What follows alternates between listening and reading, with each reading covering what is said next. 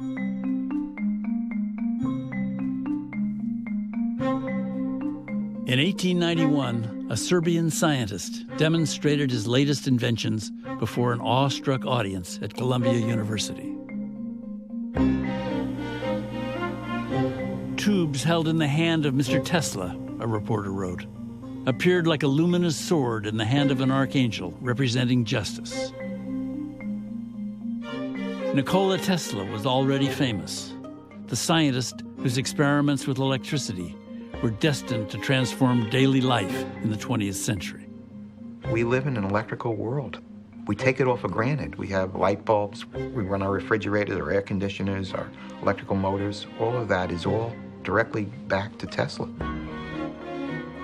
100 years ago, he pointed the way toward robots, radio, radar, remote control, the wireless transmission of messages and pictures.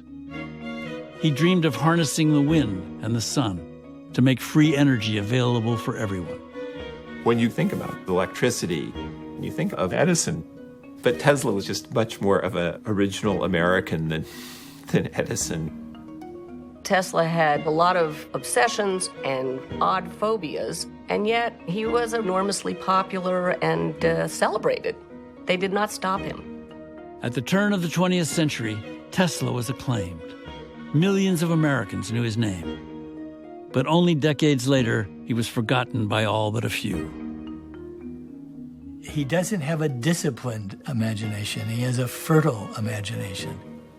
And so he's kind of crazy. Oh, he's a genius. No doubt about it. But he's an idiosyncratic genius. His luxuriant imagination was the source of his genius and the cause of his downfall.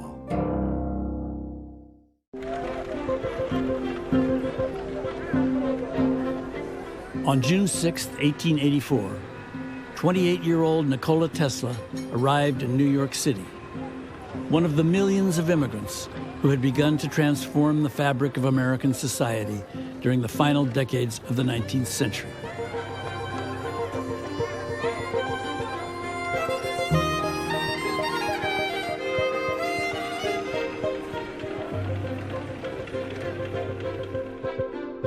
The young immigrant knew no one. 6 feet 2 inches tall, he spoke with a heavy Serbian accent and weighed little more than 140 pounds. He's very tall, gangly, handsome. Looks like a vampire a little bit. What I saw was rough and unattractive, Tesla wrote. Is this America? I asked myself in painful surprise. Everything about him is fastidious and courtly. He's very elegant looking. He's got these amazing blue eyes that people notice. Tesla had only 4 cents in his pocket, along with some of his favorite poems. But he carried with him a recommendation to the man he admired more than any other. 35-year-old Thomas Edison was already a celebrated inventor, an American folk hero. The incandescent light bulb he had patented 5 years before had captured the imagination of people all over the world. Light was always associated with flame. And Edison, by inventing a light bulb, was going to shift the country away from natural gas and gas lighting to a world in which there would be electricity and electric light bulbs in every household. And this was very astonishing to people. It was a miracle. Electricity was very mysterious at the time. My grandmother, born in 1900 maybe, insisted that we always have those child-proof things in the plugs because she thought the electricity was dripping out and would collect on the floor and you'd step in it. Tesla meandered down the lanes of lower Manhattan, heading toward Edison's office, with a revolutionary idea he was certain the celebrated inventor would be grateful for. Beneath the ground ran 80,000 feet of copper conductors, the world's first electric grid, Thomas Edison's creation, lighting homes and powering factories on the lower tip of Manhattan. But Edison's system generated direct current, DC, and DC had severe limitations. Direct current couldn't go very far. You would have had to have a generating station every mile. It was a very limited form of power. So this was a real problem. And Tesla had the solution, a brilliant solution. With direct current, a generator produces electricity, a stream of electrons that flows along a wire to a light bulb or a motor, and then returns to the generator in one long continuous loop. But as the electrons travel, energy is lost to the resistance of the wire. Like a long river whose energy is spent the farther the current travels. The alternative to DC is AC, alternating current. With alternating current, the electrons don't flow in a single direction. Instead, they vibrate back and forth, like an ocean tide, surging with power that could send electricity long distances. But no one had designed a motor that could run efficiently on AC. Even Thomas Edison himself was baffled. But in a waking vision, Nikola Tesla had imagined an AC motor when he was 26, 2 years before he met Edison, as if he had been waiting for that astonishing revelation since he was a small boy in Croatia.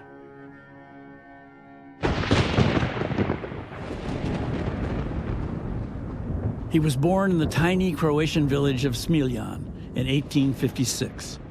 As family stories have it, on the stroke of midnight, while a thunderstorm raged around him. "He'll be a child of the storm," the midwife said. His mother responded, "No, of light." His father was a Greek Orthodox priest who wanted his son to follow in his footsteps. But he took after his mother, who invented a variety of ingenious devices for farming and housekeeping, and encouraged the boy's precocious gifts. Tesla takes this lifelong obsession with electricity back to when he was 3 years old, and he is petting the family cat, Mačak. And he begins to create sort of this sheet of sparks, and it makes this crackling noise like thunder. And he says to his father, "What is that?" And his father said, "Well, it's electricity, such as you get during thunderstorms. And stop that because you're, electrifying the cat." For the rest of his life, Tesla would be awestruck by the wonders of electricity. As a child, he spent hours playing beside a tumbling stream that ran beside his home. His very first invention, a hook designed to catch frogs, made him the envy of his friends.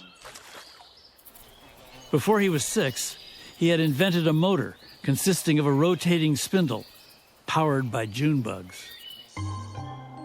"I wanted to harness the energies of nature to the service of man," he wrote later. You can see the seeds of a number of his inventions when he was a child. But he sometimes had difficulty separating reality from his own imagination. "Sometimes," he wrote, "I was quite unable to distinguish whether what I saw was tangible or not." From an early age, he was afflicted by spontaneous, inexplicable visions that confused his picture of reality, yet empowered his preternatural gift for invention. When he was 12, in an extraordinary feat of mind control, he banished the images that haunted him by willing himself to live in a visual world of his own invention.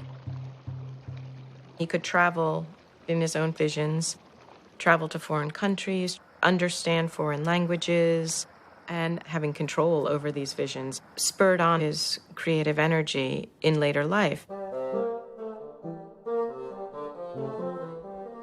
By the time Tesla was 17, he had honed a keen visual facility.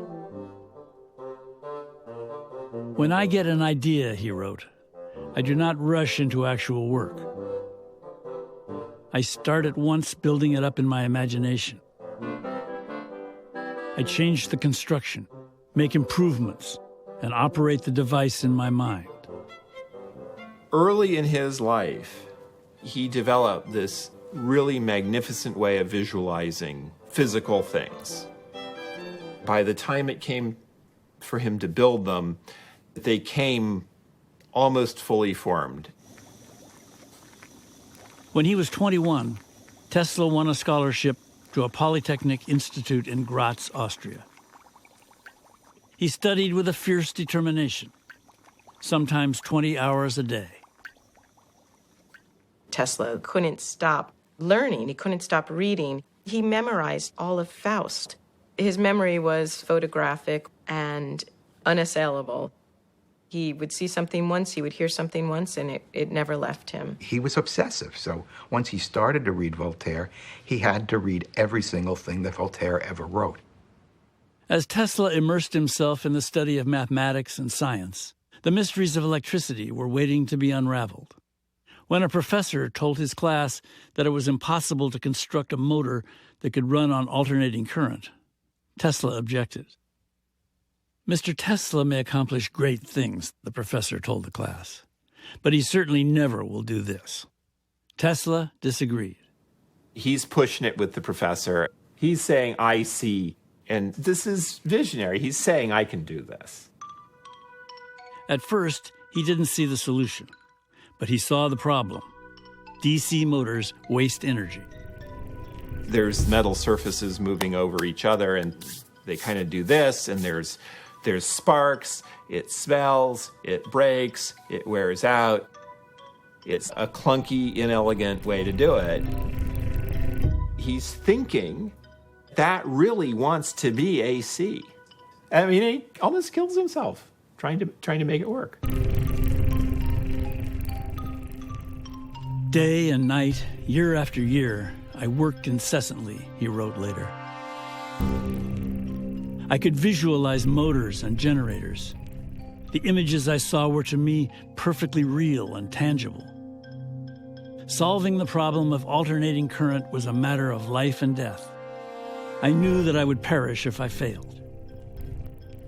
Obsessed, he stopped studying, lost his scholarship, dropped out of school, and drifted.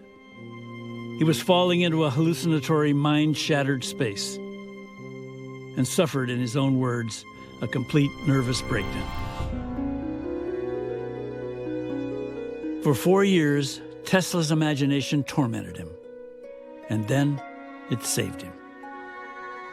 In 1882, walking in a Budapest park as the sun was setting, the solution, he wrote, came like a flash of lightning.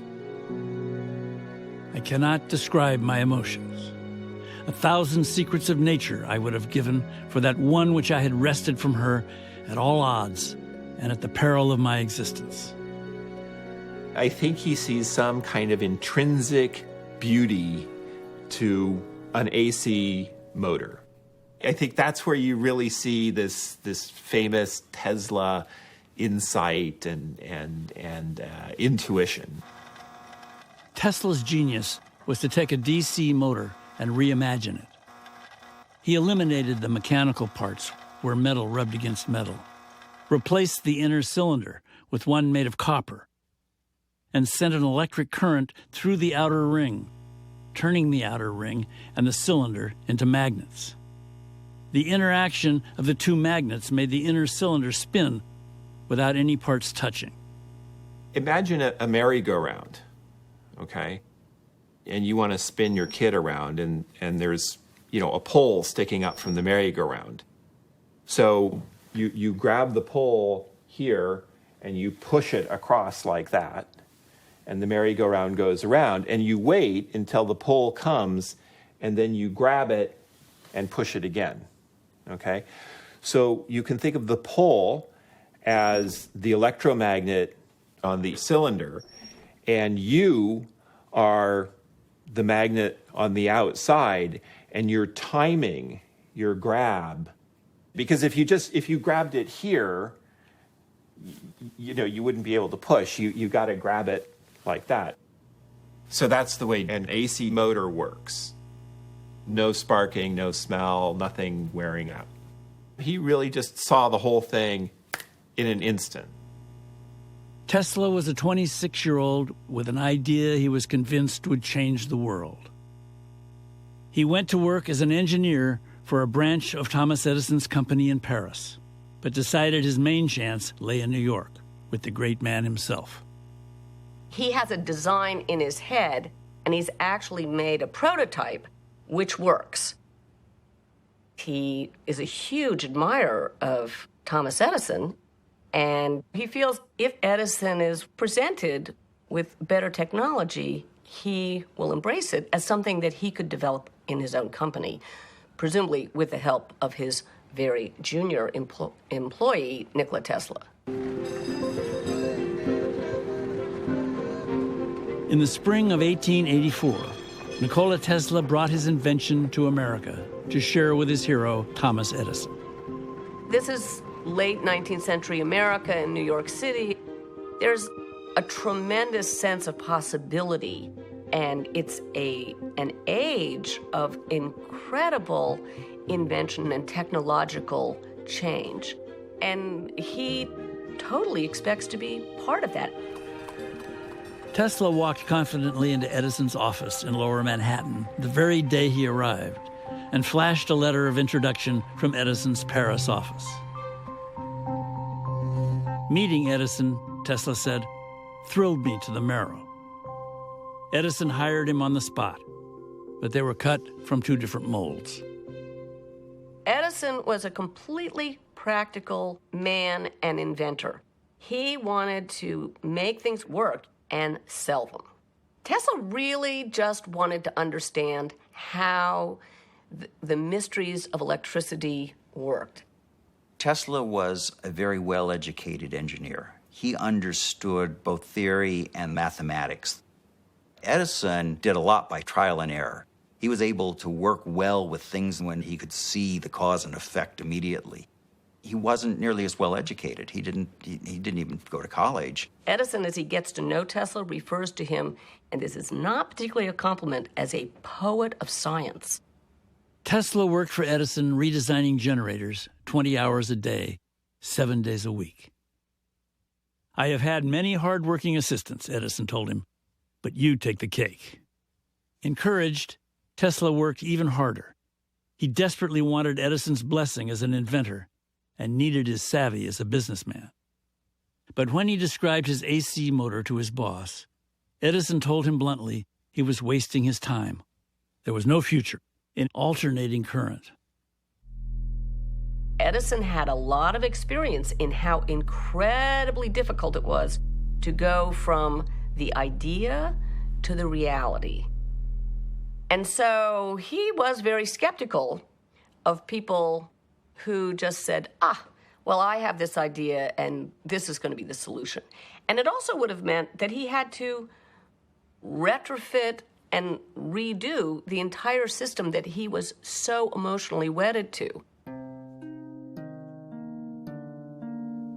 Disillusioned by Edison's rejection, after 6 months, Tesla abruptly quit and struck out on his own. He's very naive and doesn't know how the world works, and he thinks that he will be welcomed and well-funded because he wants to elucidate the mysteries of electricity. He spent a year patenting designs for arc lights for two New Jersey businessmen who cheated him out of his patents and left him penniless. When it came to business, Tesla would always be naive.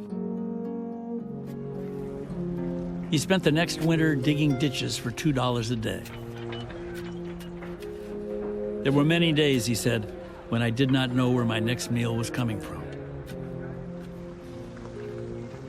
When he leaves Edison's lab, his heart is broken. This man who he thought was going to be a mentor to him, in some kind of dark opposite way, ends up mentoring him, right? Just by teaching him maybe what he didn't want to be. Tesla was alone, without family or friends. He had been in America for nearly 2 years and had nothing to show for it. My high education in science, mechanics, and literature, he wrote, seemed to me like a mockery. Then, that spring, his luck turned around. Two investors who learned that Tesla had worked for Edison took a chance on the Serbian inventor. They made him their partner and rented him a laboratory where he could perfect his invention. If it worked, it was worth millions.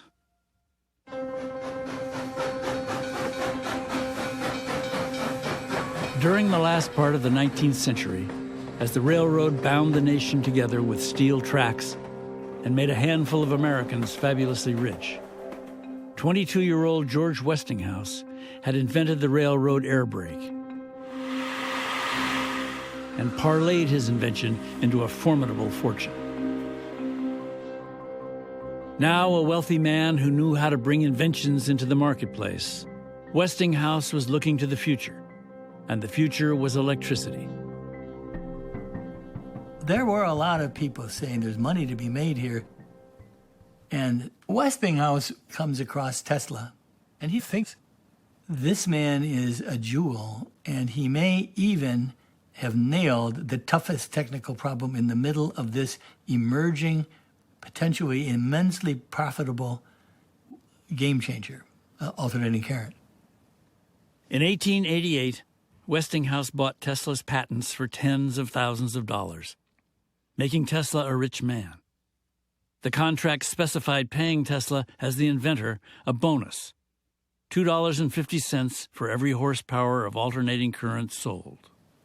Tesla is someone who has the key technological creative insight, and what he needs is someone to coach him and someone to fund him.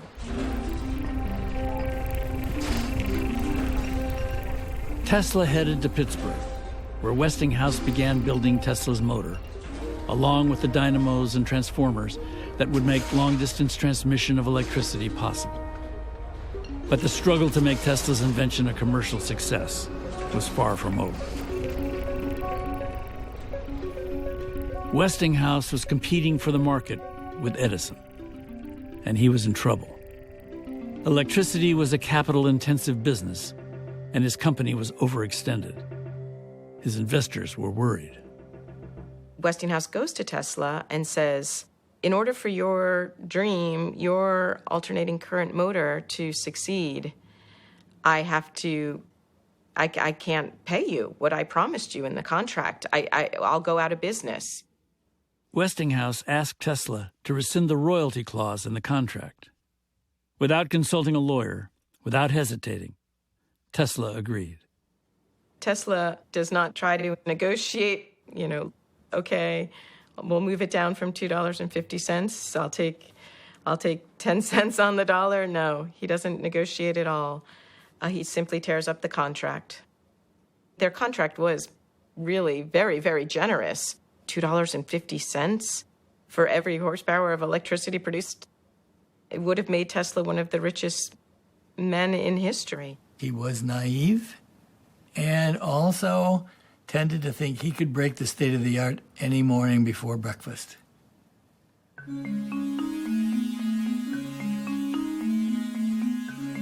Just months after relinquishing his royalties, Tesla appeared at Columbia University to demonstrate his new wonders, determined to astonish an audience of engineers, along with a few influential investors.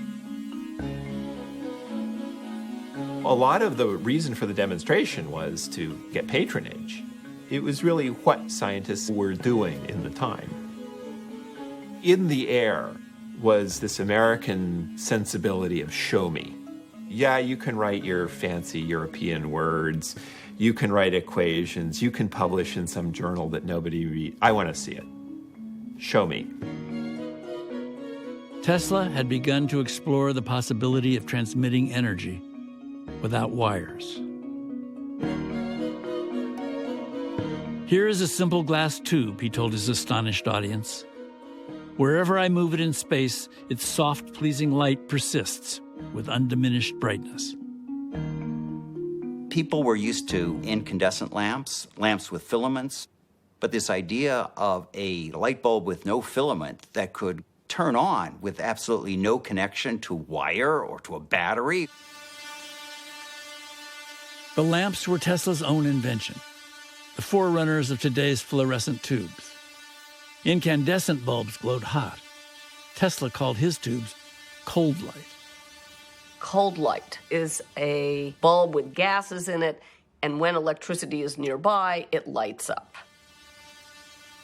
It's wireless. You don't have to have all kinds of wiring to make it work. You just have to have ambient electricity.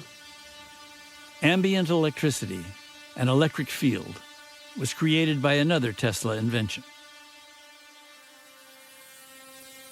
He invented this device called the Tesla coil, which enabled him to generate enormously high voltage. It could take low AC voltage and build up inside the coil an enormous amount of energy, and then through a spark discharge, release all of that energy very, very quickly. As one reporter put it, Tesla acted the part of a veritable magician. Like a good showman, Tesla wanted to leave his audience dumbfounded. He stretched out his hand and took hundreds of thousands of volts of electricity directly through his body. Tesla was apparently unhurt by the whole thing. It was pretty amazing to people. Of course, he knew the secret. It's called the skin effect. His body was taking the electricity, and it was literally running through his skin from his hand down to the ground, and not entering the internal parts of his body where it really could do some real damage. I've done things like that, and it hurts like hell. Maybe Tesla was just hurting like crazy, but the real danger with electricity is if you grab something that's at a high voltage, it causes your muscles to contract, in particular your heart, and so your heart can stop. The boundary line between gee whiz, gosh bang, I can make magic happen, and the careful laboratory verification of results was not all that cleanly defined. At that time, electricity is still somewhere between magic, science, and business. Tesla concluded his 3-hour lecture with a paean to electric energy and its beneficent future as a servant of mankind. Everywhere is energy, he said. With the power derived from it, humanity will advance with great strides.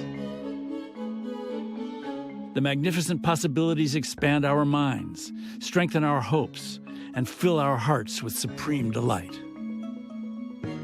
Tesla was motivated by wonder and awe at nature.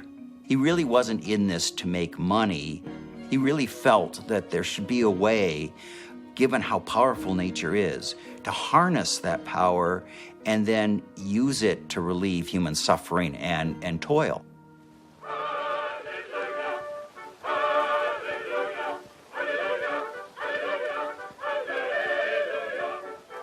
On May 1st, 1893, as a great choir broke into song, President Grover Cleveland flicked a switch and 160,000 light bulbs lit up the evening sky over Chicago, opening the Columbian Exposition.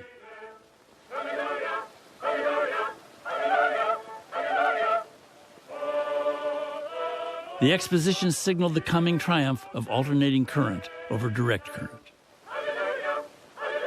Westinghouse had outfoxed Edison, winning the contract to wire the exposition with alternating current. 12 75-ton dynamos generated 3 times more energy than the entire city of Chicago. 6 months later, Westinghouse went on to win a greater prize. The contract to harness Niagara Falls to generate alternating current electricity. Tesla worked with the engineers, perfected all of these dynamos and motors, and helped design everything. The water powered the water wheels, and that powered the generators, and the generators sent out electricity. At that point, DC was a technology that was defeated. Alternating current triumphed. Before Tesla, you'd have to have thousands of little power plants at every mile. After Tesla, from one power source, Niagara Falls, you could light up and power the entire Northeast. The modern world was born. Alternating current transformed daily life in the 20th century and made Tesla famous.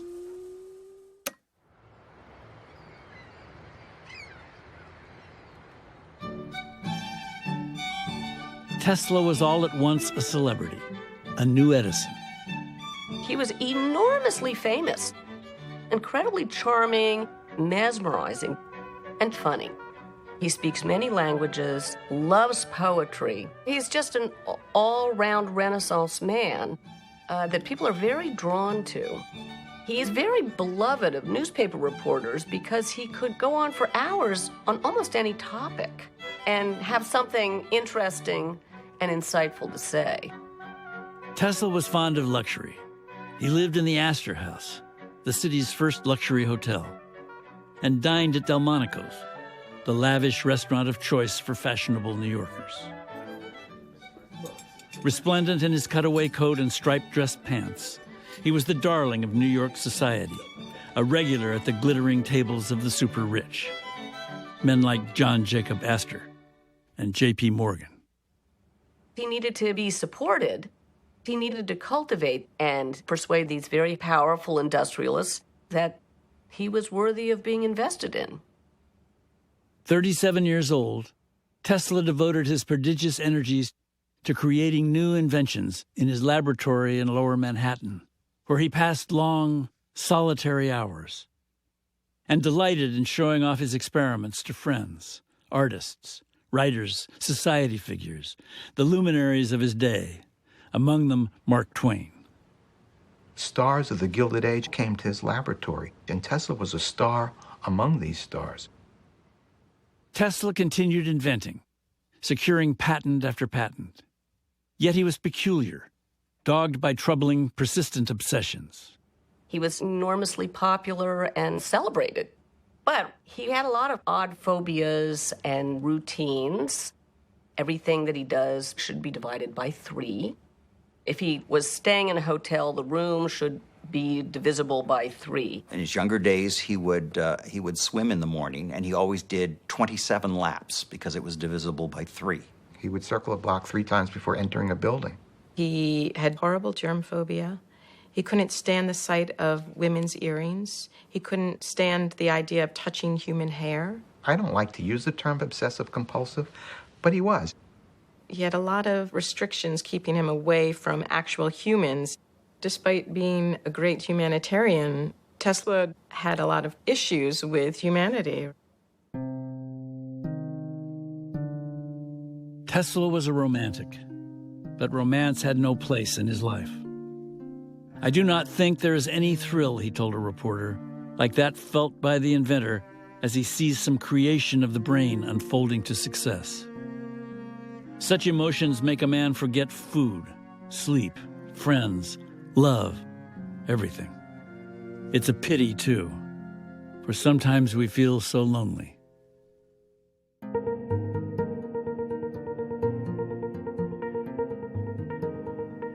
In 1899, Tesla headed west. He had enormous ambitions, and they were growing too big for his New York laboratory. 43 years old, once again he imagined an invention that he believed would change the world. He set up shop outside of the resort town of Colorado Springs, checked into the Alta Vista Hotel, room 207, a number divisible by 3, and went to work. In a laboratory built to his specifications on the outskirts of town, he conducted a series of experiments in great secrecy. He built this lab where he could generate huge amounts of electricity and built this huge fence around it saying, "Keep out." And where did he get the money to do this? By telling John Jacob Astor IV that he was now going to develop his cold light. And the cold light was so superior to the Edison bulb.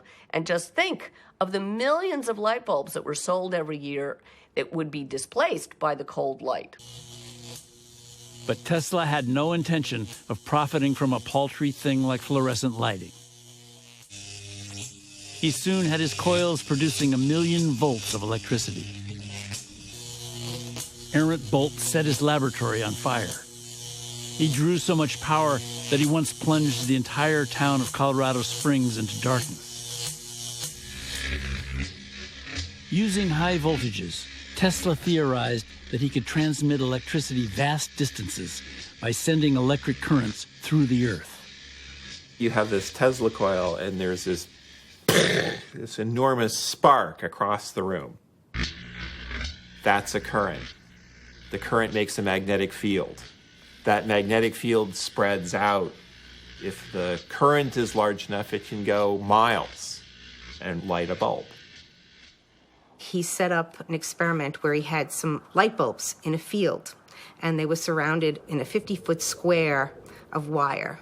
And he transmitted power so that an electrical field was created within that wire, and the bulbs lit up. That was one of the things that led him to believe that he would be able to accomplish this on a wide scale. At the end of 8 months of experimentation, Tesla announced that he had proved that he could transmit electric power abundantly and cheaply anywhere on the planet. But he never produced the evidence to make his case. This is where Tesla didn't do so well. He really thought he was onto something. I think his picture was pretty much wrong. I think he fooled himself. The problem is a physics problem.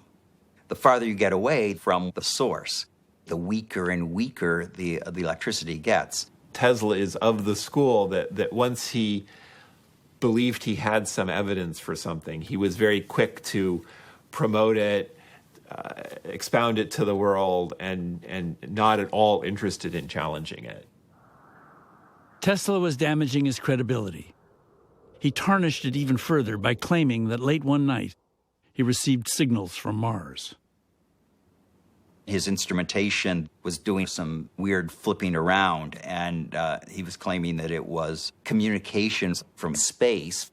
It may have been gamma rays or cosmic rays, even radio waves. The fact that he interpreted it as communication from alien beings or Martians made people begin to doubt him. His fertile imagination, so critical to his inventive powers, was betraying him. That same year, an Italian electrical engineer, Guglielmo Marconi, sent a wireless message across the English Channel. Tesla dismissed him. Marconi possesses more enterprise than knowledge. Let him continue. He's using 17 of my patents.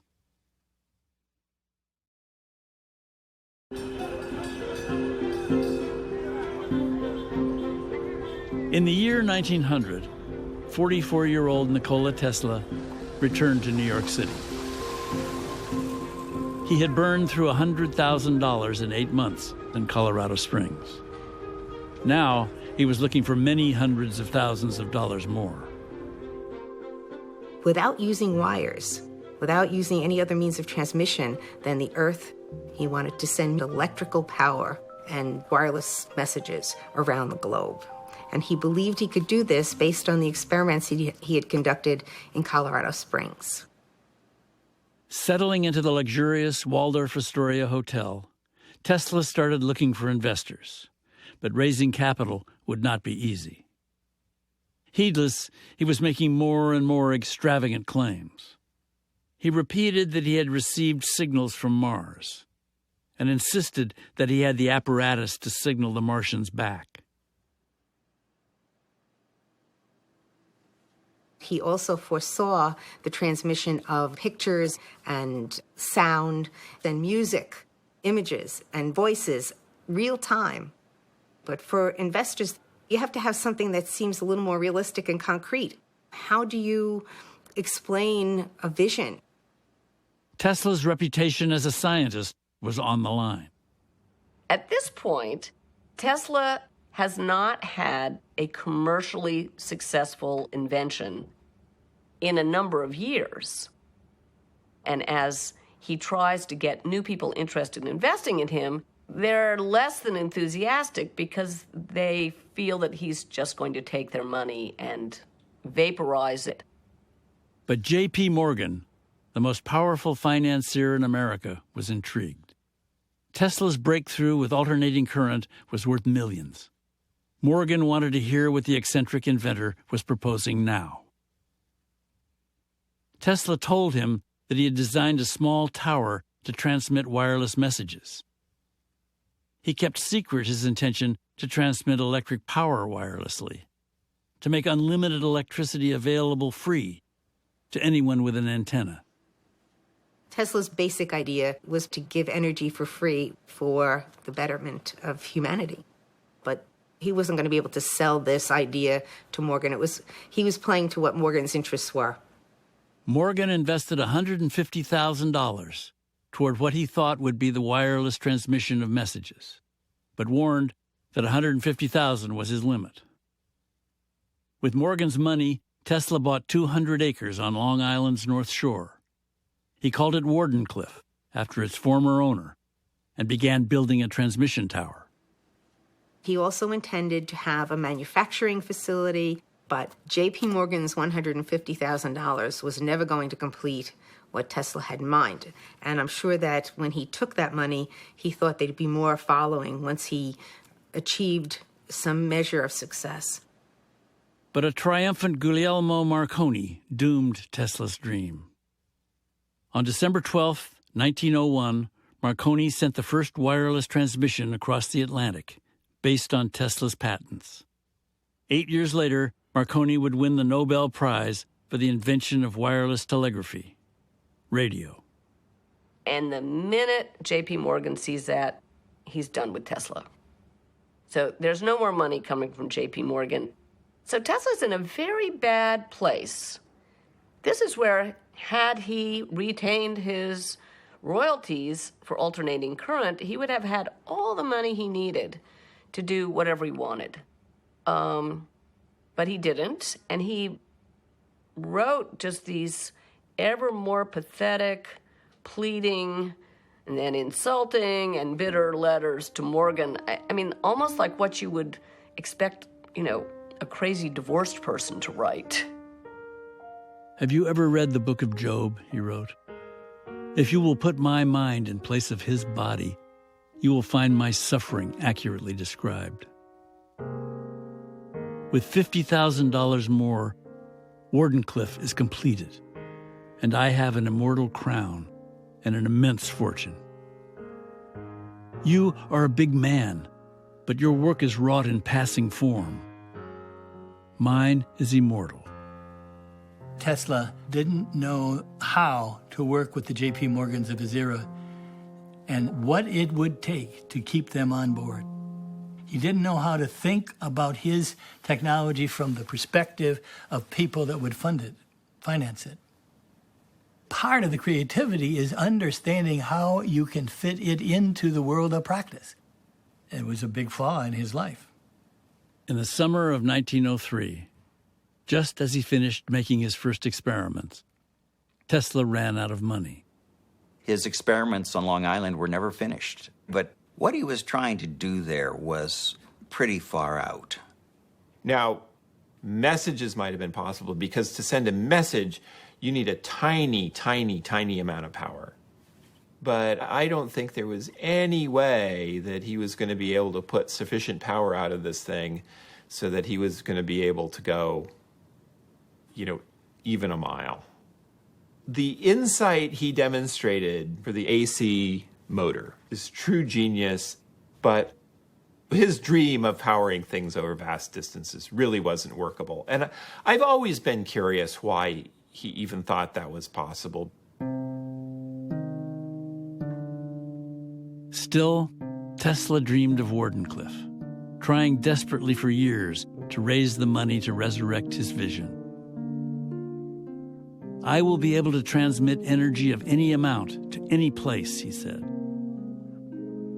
Tesla believed that the tower would also be powerful enough to send signals to nearby planets, especially if there were any Martians out there to receive them. In 1916, his fortune dwindling, he relinquished the Wardenclyffe mortgage to the Waldorf Astoria Hotel, where he had been living on credit for almost 20 years, running up a debt of $20,000. The following year, to make the land easier to sell, the Waldorf had the tower dynamited.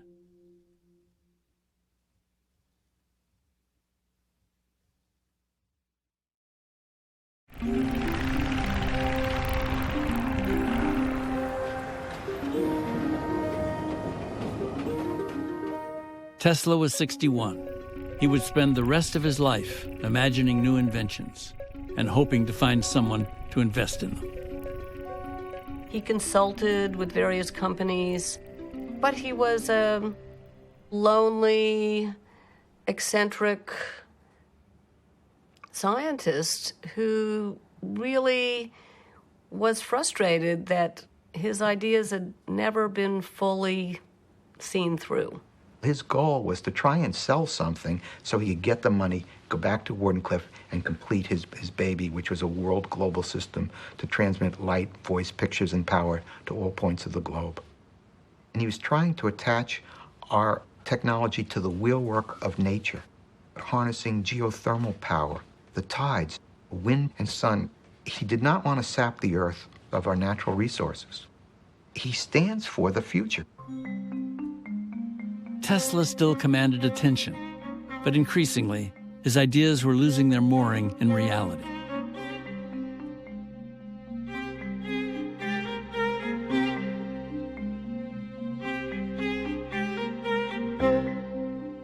Science and science fiction meet in Nikola Tesla. As time goes on, his inventions start to take on more of the fantastic. They are visions, they take full flight, they unleash themselves from the strictures of reality. He starts to develop an idea about photographing thought, which is one of his most poetic and beautiful non-inventions in my book. He thinks, thought is electrical energy, and we record electricity all the time. Why can't we photograph thought? Tesla had never cared about money. Now, he had hardly any left. Leaving behind a trail of debts, he moved from one hotel to another. His mind was drifting. Despite the fact that Mark Twain is dead, Tesla is sending him packages to an address that no longer exists in New York City. He's living with ghosts.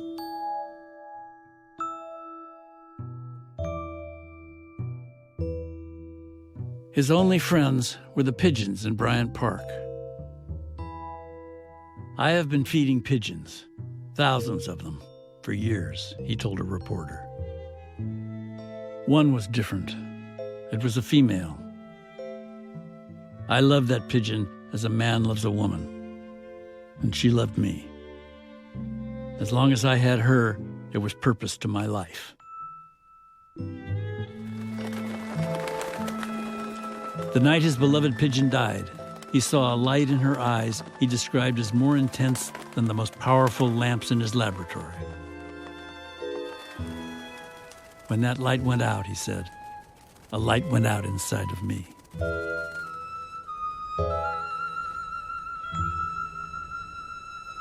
Nikola Tesla died on January 7th, 1943.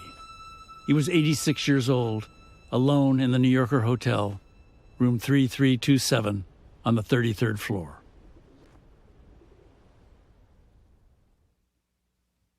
Six months later, the United States Supreme Court ruled that the patents to Marconi's wireless device belonged to Tesla.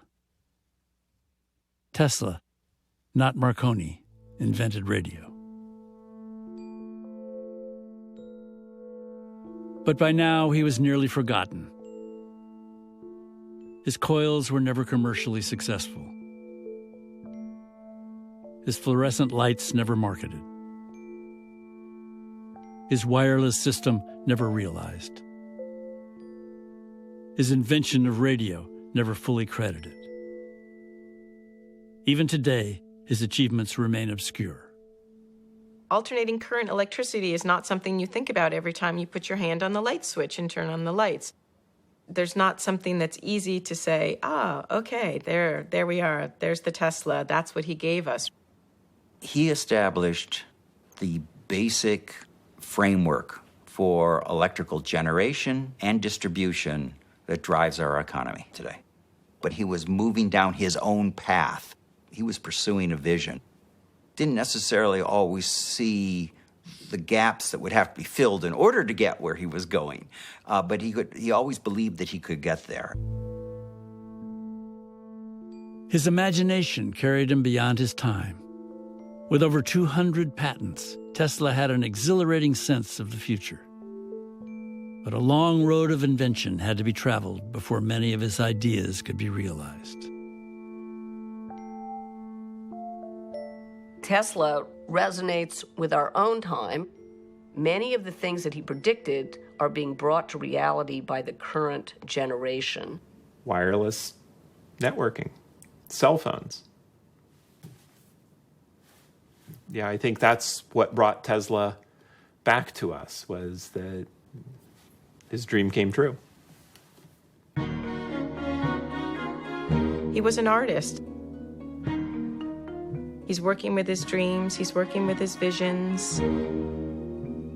His medium is not pigment. His medium is not clay. His medium is electricity. He was like a scientist with an artistic nature, and many scientists are driven by that. I mean, absolutely.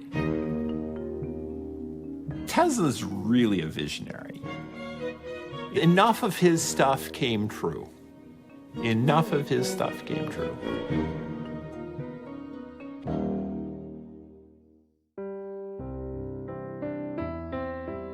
Next time on American Experience. Battle at the Chosin Reservoir is known as the most epic battle in Marine Corps history. The odds were 20-1 at times. The temperature was debilitating. 30, 40 below zero. The Chinese went up there to annihilate the Marines. They came close, but they didn't do it. The Battle of Chosin. Next time on American Experience. American Experience, Tesla, is available on DVD. To order, visit shoppbs.org or call 1-800-PLAY-PBS. American Experience is also available for download on iTunes.